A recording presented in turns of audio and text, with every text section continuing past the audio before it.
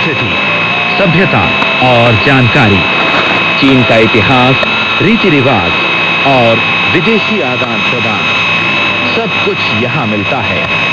आइए चलते हैं चीन के सफर पर और शुरू करते हैं हमारा खास कार्यक्रम स्वर्णिम चीन के रंग।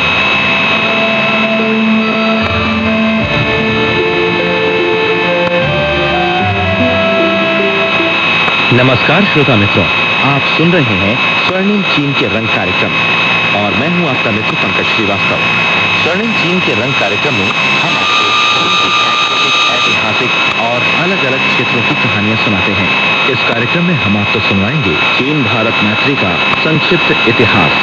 तो अपने वायदे के अनुसार हम इस बार भी एक नई कड़ी के साथ आपके सामने उपस्थित हैं। मित्रों, आज हम आपके सामने लेकर आए हैं प्राचीन काल में भारत जाने वाले चीनी यात्री कड़ी का तीसरा और अंतिम भाग।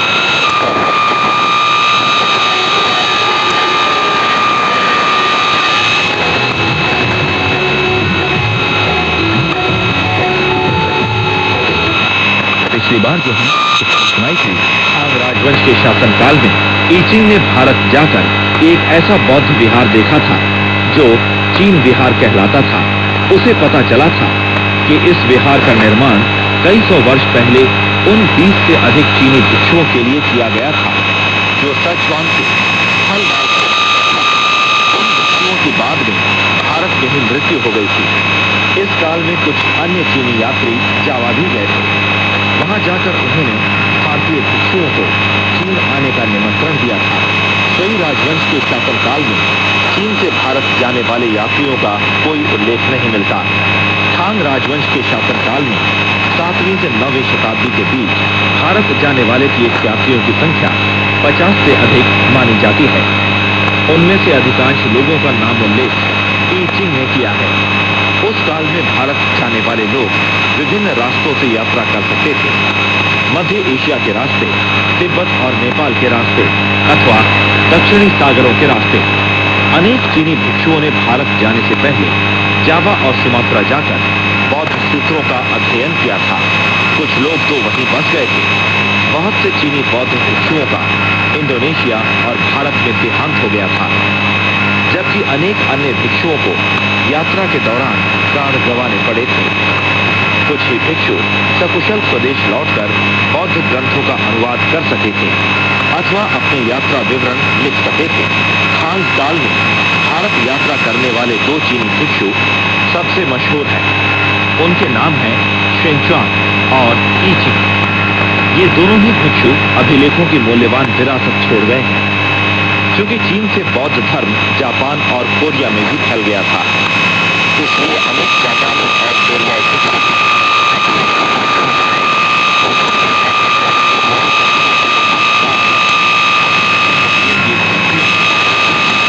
तिब्बत और सिंचियांग के लोगों की चर्चा भी की है। इंडोनेशिया जाने वाले कुछ लोगों ने वहां की स्थानीय भाषा भी सीखी थी जो हिंदी कहलाती थी। उनमें से कुछ तीर्थयात्रियों ने पुस्तकें भी लिखी। ओखम की रचना का एक अंश अभी सुरक्षित है। कोरियाई भिक्षु हेइखाओ ने 5 भारतीय राज्यों का यात्रा विवरण लिखा था। ये रचना, जिसे पहले एक विलुप्त ग्रंथ समझा जाता था, बेनहान की प्राचीन पूरा ग्रंथ नहीं मिल पाया है, फिर भी जो सामग्री मिली है वो ऐतिहासिक दृष्टि से अत्यंत मूल्यवान है। दुर्भाग्यवश इस पांडुलिपि को पाल पेलियो चुरा ले गया और ये आजकल पेरिस में है।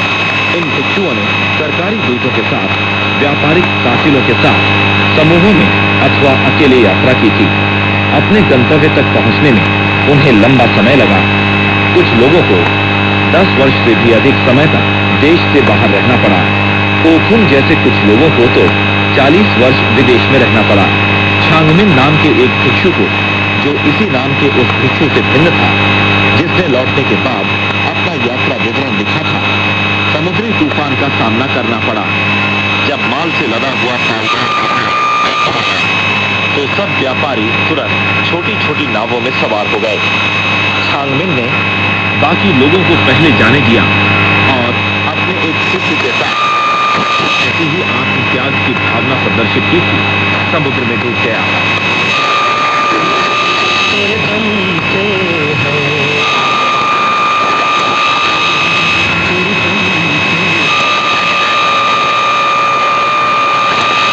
चीन भारत मैत्री का संक्षिप्त इतिहास के तहत प्राचीन काल में भारत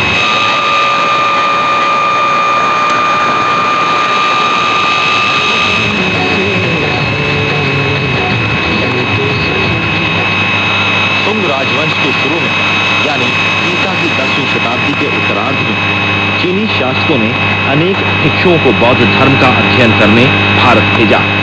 ऐतिहासिक उल्लेखों के अनुसार 964 ईस्वी में 300 भिक्षु और 966 ईस्वी में 157 भिक्षु भारत गए थे।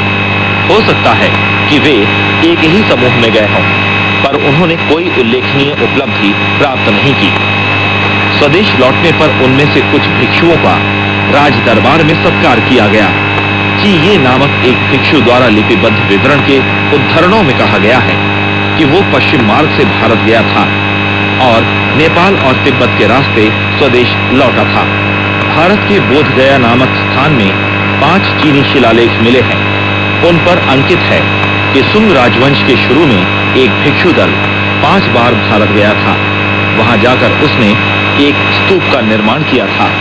इस दल में चीई, युनशु, ईछिंग, शाओफिन, फाइवन आदि भिक्षु थे। ये शिलालेख भारत में आज भी सुरक्षित है। चीनी अभिलेखों में भी उनकी चर्चा की गई है, लेकिन उनमें कुछ ही नामों का उल्लेख किया गया है। इन शिलालेखों में सबसे बाद का शिलालेख 1033 ईस्वी में फाइवन द्वारा तैयार किया गया था। चीनी विवरण के अनुसार फाइवन अंतिम बार 1039 ईस्वी में स्वदेश लौटा था। ये भारत यात्रा करने वाले चीनी भिक्षुओं का अंतिम विवरण है, लेकिन तिब्बती भिक्षुओं की भारत यात्रा इसके बाद भी जारी रही। थांग राजवंश के शुरू में ईसा की 7वीं शताब्दी के एक तिब्बती राजा ने 17 भिक्षुओं को संस्कृत और बौद्ध धर्म का अध्ययन करने भारत भेजा था। 7 वर्ष बाद उन लोगों ने संस्कृत भाषा की लिपि के आधार पर तिब्बती लिपि का निर्माण किया था और बौद्ध सूत्रों को तिब्बती भाषा में अनुदित करना शुरू कर दिया। बाद में कुछ अन्य लोगों को नेपाल और भारत भेजकर वहां से कुछ विद्वानों को तिब्बत बुलाया गया, लेकिन ईसा की 9वीं शताब्दी से पहले भारतीय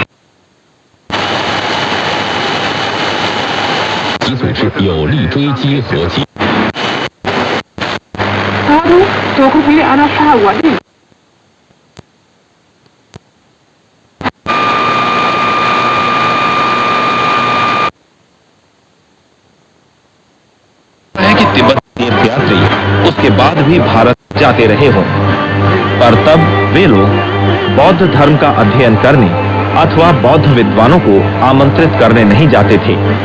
साथ ही जब बौद्ध धर्म का अपनी जन्मभूमि में ह्रास हो गया, तो अनेक भारतीय बौद्ध भिक्षु तिब्बत आ गए और वहीं बस गए।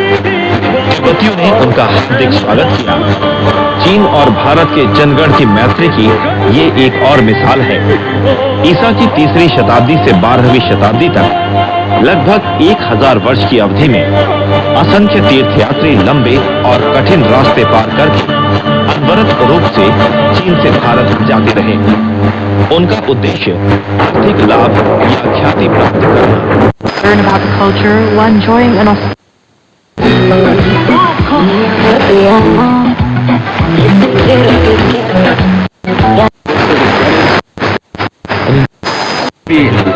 दुनिया में लगभग बहुत सी भारत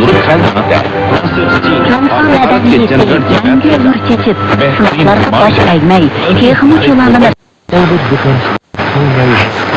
China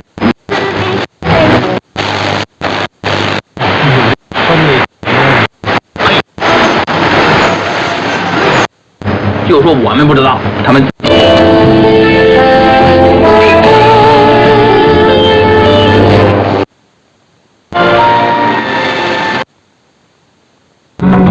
ये दोस्ती तो श्रोता मित्रों, ये था स्वर्णिम चीन के रंग कार्यक्रम में चीन भारत मैत्री का संक्षिप्त इतिहास के तहत प्राचीन काल में भारत जाने वाले चीनी यात्री कड़ी का तीसरा और अंतिम भाग। अगली बार हम फिर एक नई कड़ी के साथ आपके सामने एक बार फिर प्रस्तुत होंगे। तब तक के लिए अपने मित्र पंकज श्रीवास्तव को आज्ञा दी। नमस्कार।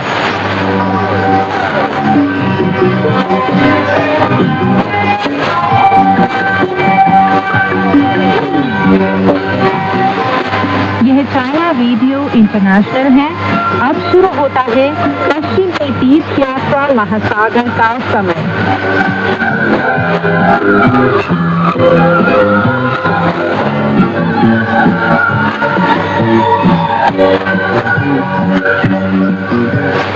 नमस्कार दोस्तों, पश्चिम की तीर्थ यात्रा सुप्रसिद्ध चीनी उपन्यास लेकर हाजिर हूँ मैं श्री शर्मा। आज की कहानी इस प्रकार है। दोस्तों, अब तक आपने कहानी में सुना कि वानर और शूकर रात को अपने ठहरने का ठिकाना खोज रहे होते हैं कि तभी उन्हें खेत नजर आता है जिसके पास भवन होता है। वे रात को वहीं रुक जाते हैं और वहाँ के लोग उनकी मदद करते हैं। वानर रात को आंखों में लेप लगाकर सो जाता है। जब वानर और शूकर की आंख सुबह खुलती है तब उन्हें पता चलता है कि रात को जो भी उन्होंने देखा था वह सब कुछ सुबह गायब है। तब उन्हें पता चलता है कि बोधिसत्व द्वारा दिए गए कार्य को सभी पंचशास्त्रों ने और सभी देवताओं ने अच्छे से निभाया है और उनकी मदद की है। चलिए दोस्तों, कहानी को आगे बढ़ाते हैं और सुनते हैं कहानी में आगे क्या हुआ। शूकर कहता है, जी पहले आप पूरी तरह से निश्चित हो जाइए कि गुरुदेव जिंदा हैं या नहीं। अगर गुरुदेव की मृत्यु हो गई हो तब तो यही उचित होगा कि हम अपने अपने रास्ते पर चले जाएं। लेकिन अगर वे अभी तक जिंदा हों तो हमें उनकी रक्षा का हर एक संभव उपाय करना चाहिए। वानर ने कहा, फालतू की बातें बंद करो, मैं जा रहा हूँ। एक ही छलांग में वानर गुफा के प्रवेश दरवाजे पर जा पहुंचा। दरवाजों पर अभी भी ताले लगे हुए थे क्योंकि सारे प्रहरी सो रहे थे। वानर ने उनसे दरवाजा खोलने के लिए नहीं कहा क्योंकि वह दानवों को डराना नहीं चाहता था। उसने एक मंत्र पढ़ा और हाथ को जादू करते हुए घुमाया। फिर उसने खुद को झटका दिया और एक मच्छर में बदल लिया। एक स्थूल निम्न पदस्थ दानव को गहरी नींद में सोता हुआ खर्राटे भरता हुआ देखकर वानर ने उसके मुंह पर काट खाया, जिससे वह जाग उठा और कहने लगा, बाप रे, कितना बड़ा मच्छर है, इसने तो मुझे बड़े जोर से काट खाया है। यह कहकर उसने आंखें खोली और सवेरा हो गया की घोषणा कर दी। दरवाजों के दोनों पल्ले खड़खड़ाहट करते हुए खुल गए और भनभनाहट करता हुआ वानर अंदर उड़ चला। वहाँ उसने वृद्ध दानव को सभी दरवाजों पर कड़ा पहरा बिठाने और अलग अलग जगहों पर अस्त्र शस्त्र जमा करने का आदेश देते हुए सुना। वह कह रहा था, मुझे डर है कि कल की उस आंधी से अगर वानर भाई की मौत नहीं हुई होगी तो वह आज यहाँ जरूर आएगा। अगर वह आ गया तो मैं उसे सच में खत्म कर दूंगा। यह सुनकर वानर उस कमरे के पीछे की ओर उड़ गया जहाँ उसे एक सख्त और बंद किया हुआ दरवाजा दिखाई पड़ा। वह दरवाजे की दरार के बीच से निकल गया। उसने खुद को एक निर्जल उद्यान में पाया जिसके एक ओर उसने वायु शमन स्तंभ से आंग महाभिक्षु को बंधा हुआ देखा। सांचांग के मुंह पर आंसुओं का अविरल प्रवाह बह रहा था। वह सोच रहा था कि ऐसे संकट काल में वानर और शूकर कहाँ रह गए। वानर ने उसके मुंडित मस्तक पर डंक चुबाते हुए उड़ना बंद कर दिया और कहा, गुरुदेव। सांचांग ने विलाप किया, वानर, क्या तुम मुझे मरवा देना चाहते हो? तुम मुझे कहाँ से पुकार रहे हो? मैं उसके सिर पर बैठा हूँ। अब आप बिल्कुल चिंता ना करें, हम उस दुष्ट आत्मा को जरूर पकड़ लेंगे और आपकी जान की रक्षा कर लेंगे। शिष्य, उस दुष्ट आत्मा को पकड़ने में तुम और कितना वक्त लगाओगे? वानर ने जवाब दिया, जिस दानव ने आपका अपहरण किया था उसे तो शूकर ने मार डाला है। मैं तो बातों की शिक्षण करना आता है। जो हो, मैं उसे आज जरूर पकड़ लूंगा। आप बिल्कुल चिंता मत करें, आंसू बिल्कुल ना बहाएं। अब मैं जाता हूँ। इतना कहकर वह भन बनाहट करता हुआ सामने के कमरे में उड़ गया। वहाँ उसने वृद्ध दानव को सिंहासन पर बैठे अपने सेना नायकों का निरीक्षण करके पाया। अचानक एक छोटी आत्मा अपने हाथ में सैन्य दल की ध्वजा लिए घुस आया और कहने लगा, राजन, मैं अभी अभी पर्वत पर पहरा देने बाहर निकला था। तभी मैंने एक लंबी सूतनी और बड़े बड़े कानों वाले भिक्षु को जंगल में बैठे देखा। अगर मैं वहाँ से तुरंत भागकर नहीं आता तो वह मुझे जरूर पकड़ लेता, लेकिन मैंने उस लोमश मुंह वाले भिक्षु को तो वहाँ नहीं देखा। वृद्ध दानव बोला, अगर वानर भाई वहाँ नहीं था तो वह जरूर ही उस आंधी में मर गया होगा। वह अपने गुरुदेव के उद्धार के लिए और ज्यादा दैवी सैनिक ले आने के लिए नहीं जा सका होगा।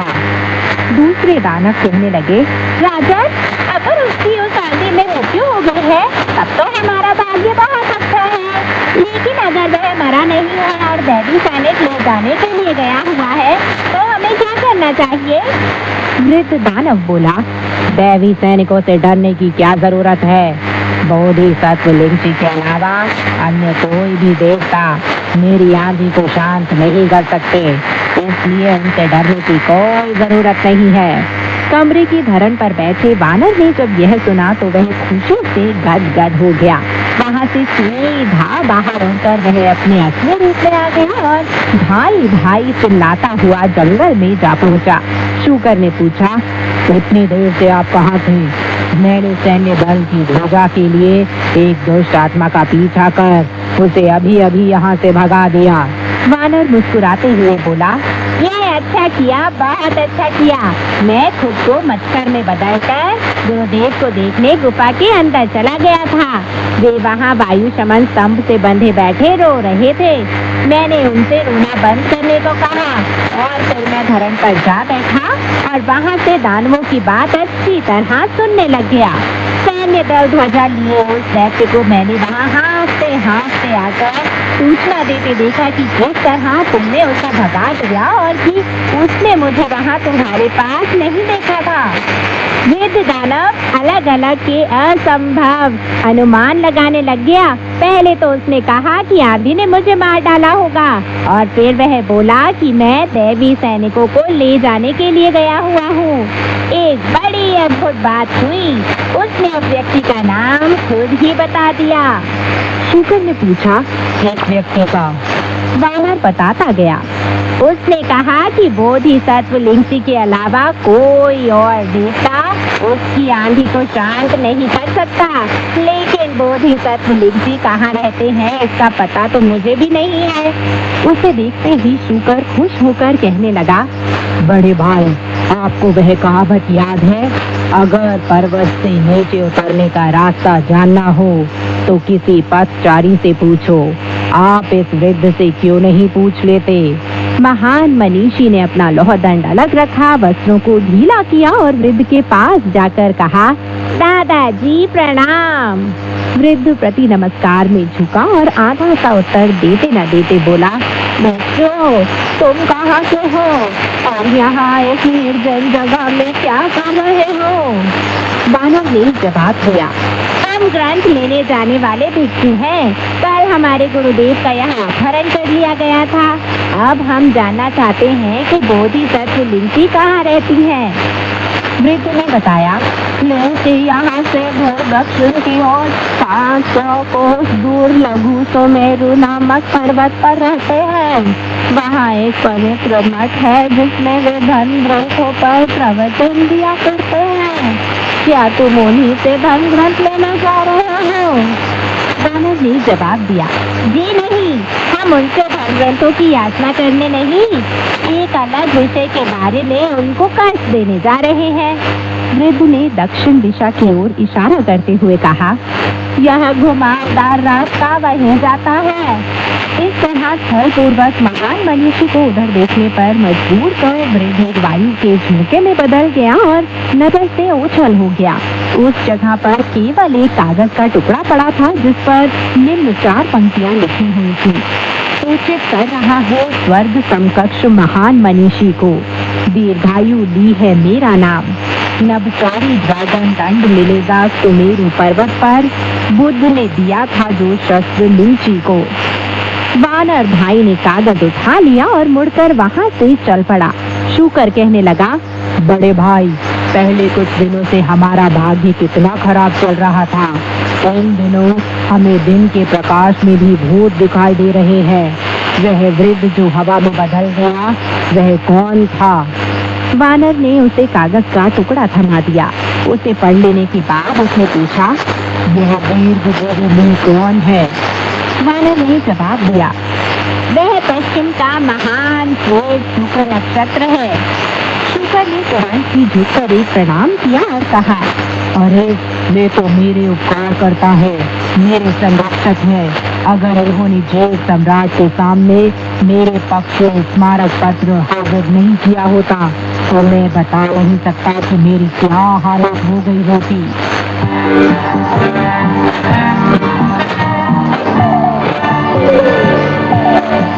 दोस्तों, अब तक आपने कहानी में सुना कि वानर बताता है कि वह पश्चिम का महान श्वेत शुक्र नक्षत्र है। शुकर तुरंत उसे झुककर प्रणाम करता है और कहता है कि अरे वे तो मेरे उपकार करता है, मेरे संरक्षक हैं। अगर इन्होंने जेल सम्राट के सामने मेरा पक्ष नहीं रखा होता तो मैं कभी भी अपनी हालत सोच नहीं सकता था। चलिए दोस्तों, कहानी को आगे बढ़ाते हैं और सुनते हैं कहानी में आगे क्या हुआ। वानर बोलता है, अच्छा तो तुम भी किसी के प्रति कृतज्ञता महसूस कर सकते हो। अभी तुम इसी जंगल में कहीं गहरे जाकर छिप जाओ। ध्यान रहे कोई तुम्हें देख न पाए। सामान और घोड़े की अच्छे से देखभाल करते रहना। मैं सुमेरु पर्वत जाकर बोधिसत्व को बुला लाता हूँ। शुकर ने कहा, समझ गया, अच्छी तरह समझ गया। आप जल्दी से जल्दी जाएं। मुझे कच्चा छल आता है। जब भी जरूरत आ पड़ेगी मैं अपना सिर छिपा सकता हूँ। महान मनीषी वानर हवा में उछलकर अपने मेघयान पर सवार होकर प्रचंड वेग से दक्षिण की ओर चल पड़ा। अपने सिर को एक बार झटका देकर वह सैकड़ों कोस और कमर के एक झटके से 800 पड़ाव पार कर सकता था। पल भर बाद ही इसने मंगलमय मेघों और पुण्य प्रभा मंडल से घिरा एक ऊंचा पर्वत देखा। पर्वत की एक घाटी में दूर एक मठ बना हुआ था जहाँ से आता घंटियों और प्रस्तर घंटों का मीठा मीठा स्वर सुनाई दे रहा था। मठ के ऊपर अगरुध्वज छाया हुआ था। वानर सीधा मठ के दरवाजे पर जा पहुंचा जहाँ उसे गले में सुमरनी माला लटकाए हुए एक भक्त बुद्ध का जाप करता दिखाई दिया। वानर ने हाथ जोड़कर कहा, भक्तवर प्रणाम। प्रति नमस्कार में झुकते हुए भक्त ने पूछा, श्रीमान आप कहाँ से आए हैं? वानर ने प्रश्न किया, क्या यह वही जगह है जहाँ बोधिसत्व लिंची धर्म ग्रंथों का उपदेश दिया करते हैं? भक्त ने जवाब दिया, जी हाँ, यही वह जगह है। क्या आप उन्हें कोई संदेश देना चाहते हैं? आप कृपया उन्हें बता दें कि मैं पूर्व के महान थांग सम्राट के अनुज धर्माध्यक्ष खान चांग का शिष्य स्वर्ग समकक्ष महान मनीषी नवदीक्षित सुनुखुंग हूँ। मैं एक अत्यंत महत्वपूर्ण बारे में बोधिसत्व के दर्शन करना चाहता हूँ। भक्त ने मुस्कुराकर कहा, इतना लंबा चौड़ा संदेश तो मुझे याद भी नहीं रह सकेगा। वानर ने कहा, तो आप केवल उनसे इतना कह दें कि थांग भिक्षु का शिष्य सुनुखुंग आया है। वह भक्त संदेश देने के लिए उपदेश कक्ष में चला गया। बोधिसत्व ने अपना चीवर पहना, कुछ धूप जलाई और वानर के साथ मिलने के लिए हाजिर हो गया। अपने वस्त्र संवार कर बोधिसत्व वानर से मिलने बाहर आए। वानर ने सीढ़ियां चढ़कर कमरे में प्रवेश किया और अतिथि का आसन ग्रहण किया। वानर बोला, बोधिसत्व, मैं आपसे अपनी महान शक्तियों का इस्तेमाल कर उस राक्षस को हराने और मेरे गुरुदेव का उद्धार करने की प्रार्थना करने आया हूँ। बोधिसत्व ने बताया, तथागत बुद्ध ने मुझे 30 वायु दैत्य का निरीक्षण करते रहने का आदेश दिया है। उन्होंने मुझको एक वायु शमनकारी गुटिका और एक नभचारी ड्रैगन दंड प्रदान किया है। जब मैंने पहले उस दैत्य को बंदी बनाया था, उस समय तथागत ने उसे प्राण दान देकर उसे पर्वत पर निर्वासित कर दिया था। वहाँ पर उसने किसी के प्राण लेने या अन्य कोई भी दुष्टतापूर्ण काम करने की आज्ञा नहीं थी। मैं तो सोच भी नहीं सकता था कि वह आज तुम्हारे गुरु को मारने की इच्छा करने लगेगा। इसके लिए मैं खुद को उत्तरदायी मानता हूँ, क्योंकि मैं तथागत द्वारा मुझे दिए गए आदेश का पालन नहीं कर पाया। पल भर बाद ही वे 3 वायु पर्वत पर पहुंच गए। बोधिसत्व ने कहा, महान मनीषी, यह दुष्ट दानव मुझसे डरता रहता है, इसलिए यही अच्छा रहेगा कि मैं इस मेघयान में ही बैठा रहूं और तुम जाकर उसको अपने साथ युद्ध करने की चुनौती देकर बाहर निकालना। एक बार प्ररोचित कर, अगर तुम उसे बाहर ले आए तो फिर मैं अपनी दैवी शक्तियों का इस्तेमाल कर लूंगा। उसके सुझाव के अनुसार ही वानर ने अपना मेघयान नीचे उतार लिया और फिर बिना कुछ किए ही उसने अपने लोहदंड से गुफा दरवाजे को तोड़ दिया। फिर उसने ऊंचे सुर में कहा, नीच दानव, मेरे गुरुदेव को वापस कर। जब छोटे दानवों ने दौड़कर अंदर सूचना दी तो वृद्ध दानव बोला, यह हतभागा निपुंज वानर सचमुच बहुत ढीठ है। शांत शिष्ट व्यवहार करने की जगह वह मेरे दरवाजे तोड़ने यहाँ आ गया है। इस बार मैं उस पर एक ऐसी जादुई आंधी का इस्तेमाल करूंगा जिससे वह मर ही जाएगा। पहले की तरह ही उसने अपना कवच पहनकर त्रिशूल उठाकर वह दरवाजे से बाहर निकल आया और वानर को देखते ही बिना एक शब्द बोले ही उसने त्रिशूल का वार उसकी छाती पर कर दिया। वानर ने एक ओर हटकर उसका वार बचा लिया और अपने मुंह पर लोह दंड दे मारा। केवल कुछ ही चक्र का युद्ध लड़ने के बाद दानव दक्षिण पूर्वी दिशा की ओर घूम गया और मुंह खोलकर आंधी की सृष्टि करने ही जा रहा था कि तभी बोधिसत्व लिंगची आकाश के बीचों बीच प्रकट हो गया और उसने अपना नभचारी ड्रैगन दंड दानव पर गिरा दिया। बोधिसत्व लिंगची कुछ मंत्र पढ़े जा रहा था, तभी एक 8 पंजों वाले स्वर्ण ड्रैगन ने अपने 2 पंजों से उसे जकड़ लिया और बार बार एक शिला पर पटक कर उसके शरीर के टुकड़े टुकड़े कर डाले।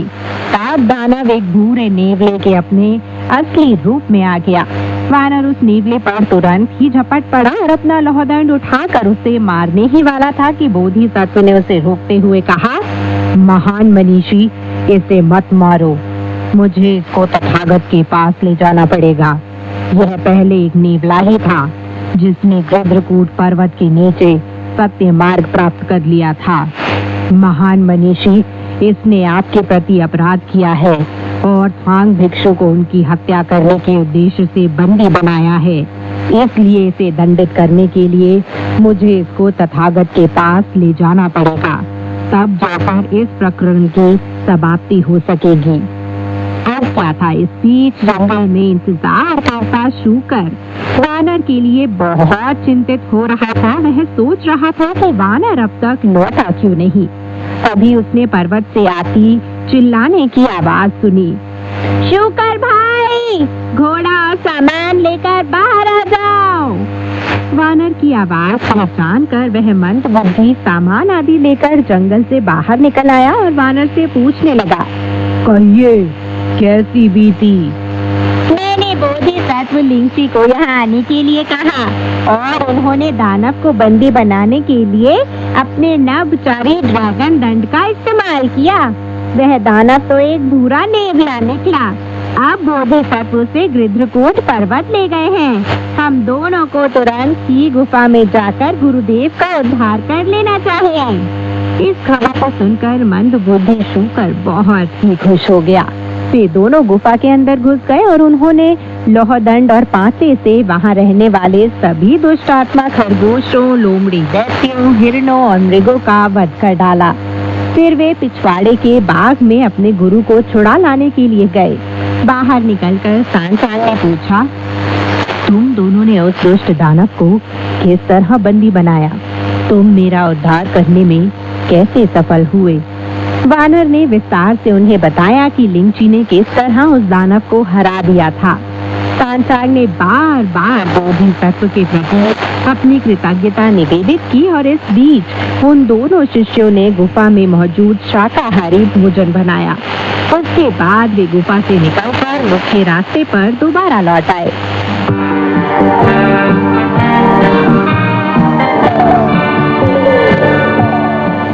दोस्तों, अब तक आपने कहानी में सुना कि वानर बोधिसत्व से मदद मांगने पहुंच जाता है और बोधिसत्व उसकी मदद करने के लिए वहां गुफा के पास पहुंच जाते हैं। उसके बाद वे मिलकर दानव को हरा देते हैं और फिर वानर शूकर को आकर सारी बात बताता है और फिर वानर और शूकर अपने गुरु सांचांग को भी छुड़ा लेते हैं।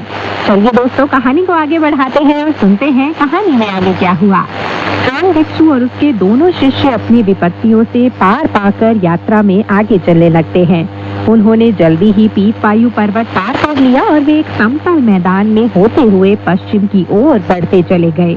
समय जल्दी से बीत रहा था और गर्मियों की जगह शरद काल आ गया था। शीत चश्चरियां अपने पत्र विलोचन करते वेद वृक्षों पर गाने गाने लगी और महान अग्नि नक्षत्र पश्चिमी क्षितिज से नीचे अस्त हो गया। यात्रा पर चलते हुए एक दिन उन्होंने एक विराट नदी पर उफनती उपंग तरंगे देखी। सांचांग ने घोड़े पर बैठे बैठे कहा, शिष्य, तुम सामने बहती वह चौड़ी नदी देख रहे हो ना? यहाँ इसमें नौकाएं भी नहीं हैं। फिर हम इसे किस तरह पार कर सकेंगे? शूकर नदी देखकर बोला, इसके तरंगे भयंकर हैं और हमें पार ले जाने के लिए नौका है ही नहीं। वानर ने हवा में उछल आकाश में जाकर आंखों पर हथेली जमाई और चारों ओर देखकर संत्रस्त स्वर में कहा, गुरुदेव, यहाँ तो हम एक महान विपत्ति में फंस गए लगते हैं। अपनी कमर को एक बार झटका देकर मैं तो इसके पार चला जा सकता हूँ, लेकिन मुझे डर है कि आप 10,000 सालों में भी इसको पार नहीं कर पाएंगे। सांचांग ने पूछा, यह नदी कितनी चौड़ी है? मुझे तो यहाँ से इसका दूसरा तट दिखाई भी नहीं दे रहा। वानर ने जवाब दिया, यह नदी करीब 150 कोस चौड़ी है। शूकर ने पूछा, बड़े भाई, आप इसकी चौड़ाई के बारे में इतना निश्चित कैसे हो सकते हैं?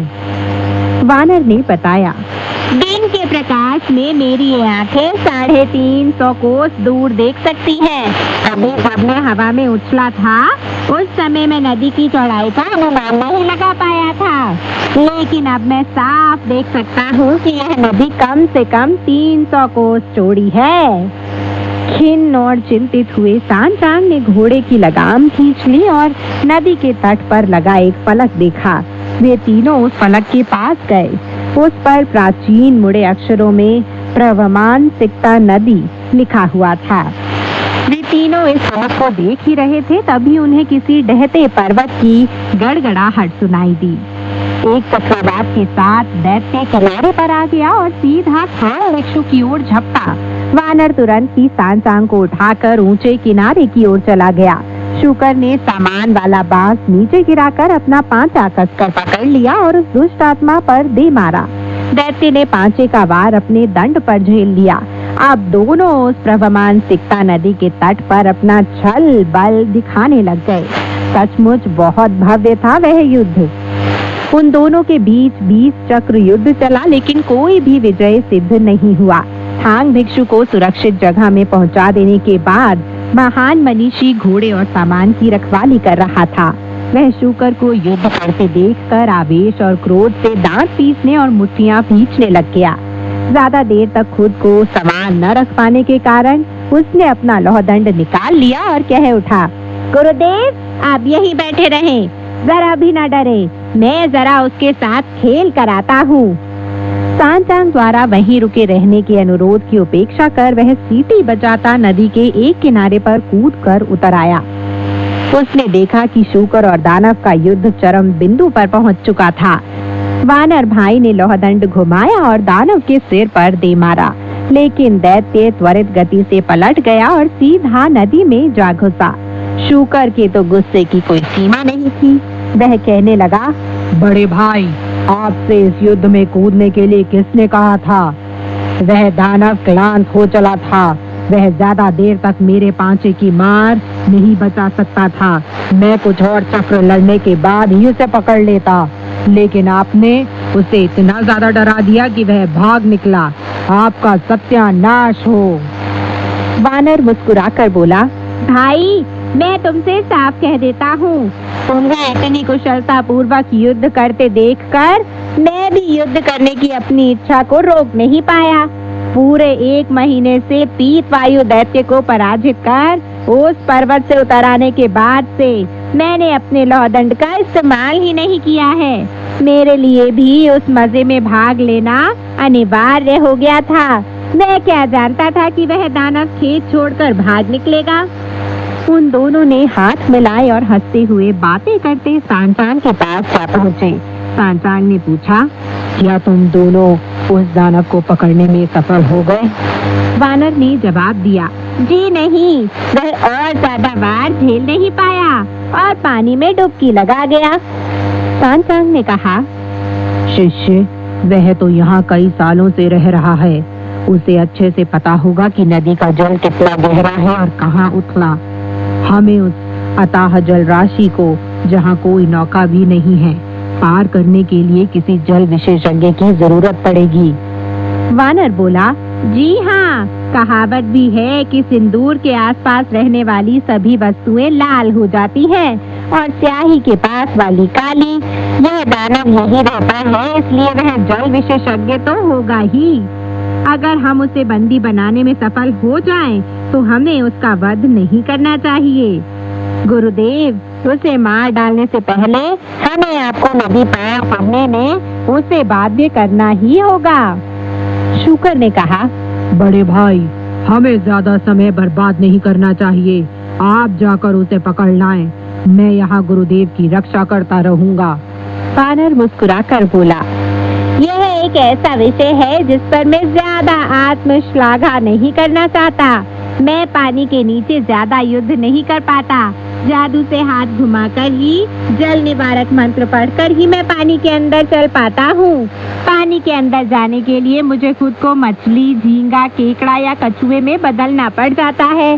पर्वतों या मेघों पर तो मैं चाहे कोई भी अद्भुत या विस्मयजनक जादू करने में समर्थ हूँ, लेकिन पानी के नीचे मेरी शक्तियाँ काम नहीं करती। शूकर ने कहा, प्राचीन काल में जब मैं देव आकाश गंगा का सेनाध्यक्ष था, मेरे पास 80,000 नौ सैनिकों का दल रहता था, इसलिए मुझे जल विषयक कुछ ज्ञान है। लेकिन मुझे डर है कि दानव के वंशजों की अनेक पीढ़ियां यहाँ इकट्ठी होंगी। उन सबसे जूझ पाना मेरे लिए टेढ़ी साबित होगा, और अगर उन सब ने मिलकर मुझे हरा दिया तो हमारी स्थिति और खराब हो जाएगी।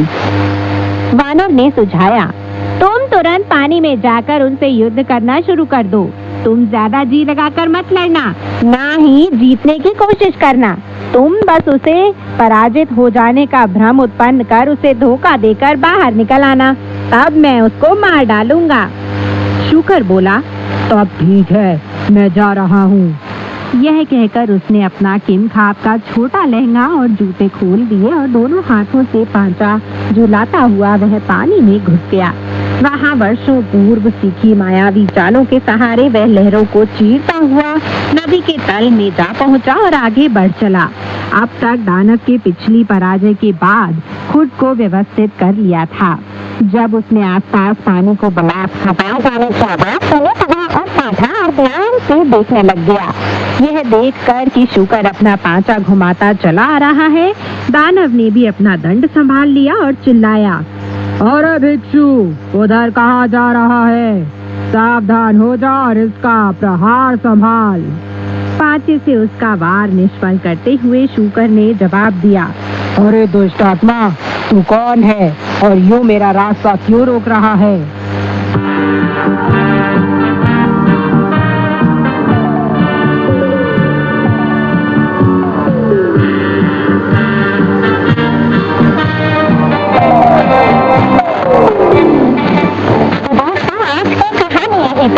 आगे की कहानी लेकर मैं मैत्री शर्मा फिर हाजिर होंगी। तब तक के लिए नमस्कार, बाय बाय।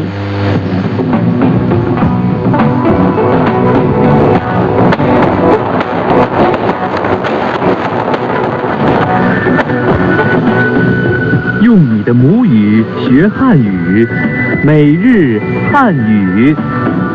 मातृभाषा में चीनी सीखें रोजमर्रा की चीनी भाषा 用你的母语学汉语，每日汉语。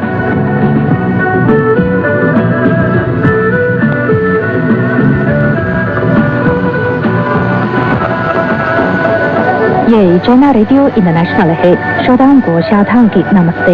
श्रोताओं को राकेश्वत का भी नमस्कार। रोजमर्रा की चीनी भाषा कार्यक्रम सुनने के लिए आपका हार्दिक स्वागत। दोस्तों, पिछले पाठ में हमने मुख्य तौर पर चीन में किराए पर मकान खरीदते समय इस्तेमाल किए जाने वाले वाक्यों पर विचार किया था। अब आज के पाठ के मुख्य वाक्य। नंग शांग वांग मा, क्या इंटरनेट पर जाया जा सकता है? 水电费和煤气费怎么交？ पानी बिजली और गैस का बिल कैसे चुकाया जाता है? 房租多少钱? मकान का किराया कितना है?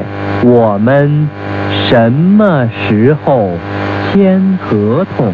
हम कब अनुबंध पर हस्ताक्षर करेंगे? 我给你开个收据.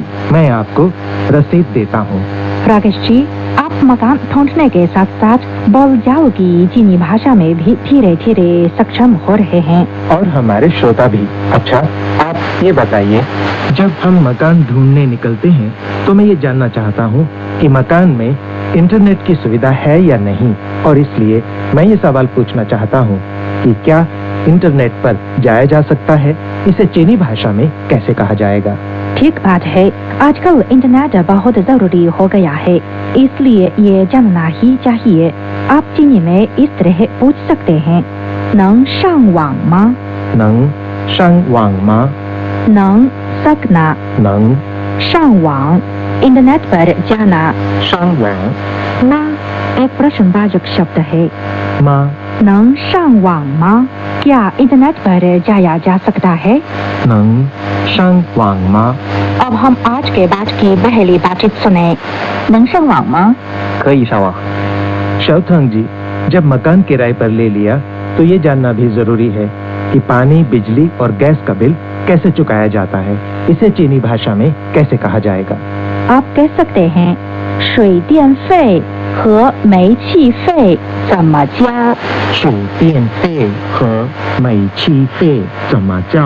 水电费 पानी और बिजली का बिल, 水电费 和 और 和 煤气费 गैस का बिल, 煤气费 怎么 कैसे 怎么 交 चुकाना, 交？ 水电费和煤气费怎么交？ 水电费和煤气费怎么交？ पानी, बिजली और गैस का बिल कैसे चुकाया जाता है? अब हम आज के बाद की दूसरी बातचीत सुने। 水电费和煤气费怎么交？ 去银行交就可以。 राकेश जी, क्या आप ये जानना चाहते हैं कि कितने पैसे को चीनी भाषा में कैसे कहा जाता है? 多少钱? ठीक है। जी हाँ, बिल्कुल ठीक। अब मैं ये जानना चाहता हूँ कि मकान मालिक से मैं ये कैसे पूछूं कि एक महीने का मकान का किराया कितना है? आप कह सकते हैं, 房租多少钱? 房租多少钱? 房租 मकान का किराया, 房租多少钱 कितना या कितने पैसे, 多少钱? 房租多少钱 मकान का किराया कितना है? 房租多少钱? अब हम आज के बाद की तीसरी बातचीत सुने। 房租多少钱？ 月租2800元。शाओथांग जी, मकान ले लेने पर अनुबंध पर हस्ताक्षर भी करने होते हैं, तो चीनी में इस बात को कैसे पूछा जाएगा कि हम कब अनुबंध पर हस्ताक्षर करेंगे? आप कह सकते हैं, 我们什么时候签合同？ 我们什么时候签合同？ 我们 हम 我们什么时候 कब 什么时候签合同 अनुबंध पर हस्ताक्षर करना। 签合同？ 我们什么时候签合同 हम कब अनुबंध पर हस्ताक्षर करेंगे? 我们什么时候签合同？ अब हम आज के बाद की चौथी बातचीत सुने। 我们什么时候签合同？ 没问题的话，现在就可以。 राकेश जी, आपको ये मालूम हो ही गया है कि आपको एक बार में 3 महीने का किराया चुकाना होगा। आमतौर पर मकान का मालिक किराया लेने के बाद आपसे ये कह सकता है, 我给你开个收据。 我给你开个收据。 मैं 我 给你 आपको देना 给你 收据 रसीद 收据。 开收据 रसीद लिखना 开收据。 我给你开个收据。 我给你开个收据。मैं आपको रसीद लिख देता हूँ। अब हम आज के बाद की 5वीं बातचीत सुने। 这是3个月的房租。 好的，我给你开个收据。 अच्छा श्रोता दोस्तों, आज का पाठ यहीं तक। अब शारदा और राकेश वच को आज्ञा दें। नमस्कार। नमस्कार।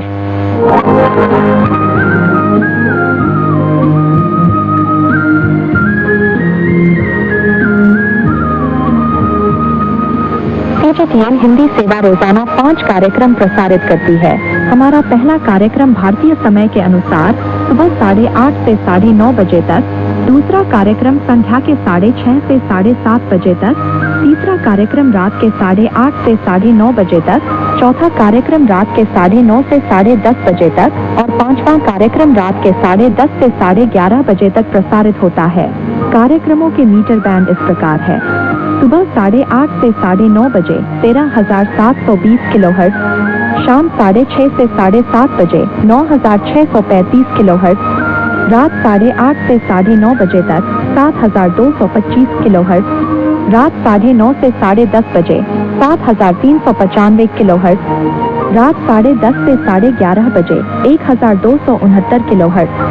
अब इंटरनेट पर CGTN की हिंदी वेबसाइट भी खुली हुई है। इसे देखने के लिए हम आपका हार्दिक स्वागत करते हैं। हमारी वेबसाइट का पता है hindi.cgtn.com।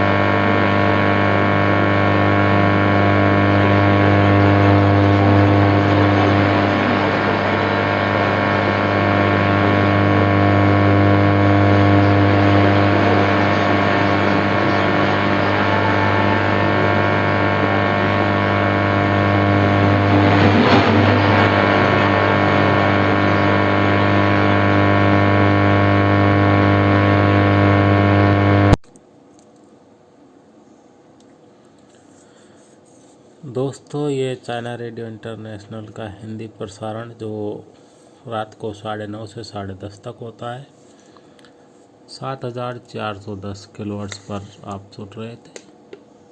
इसके अलावा आप इसे 7,205 किलोहर्ट्ज़ पर भी सुन सकते हैं।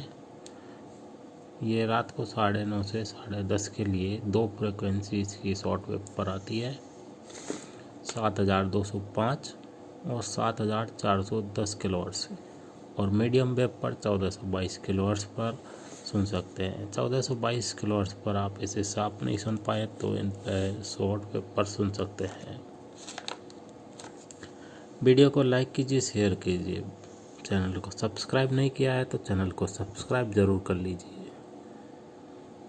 अगले वीडियो में मिलेंगे, तब तक के लिए आज्ञा दीजिए। नमस्कार।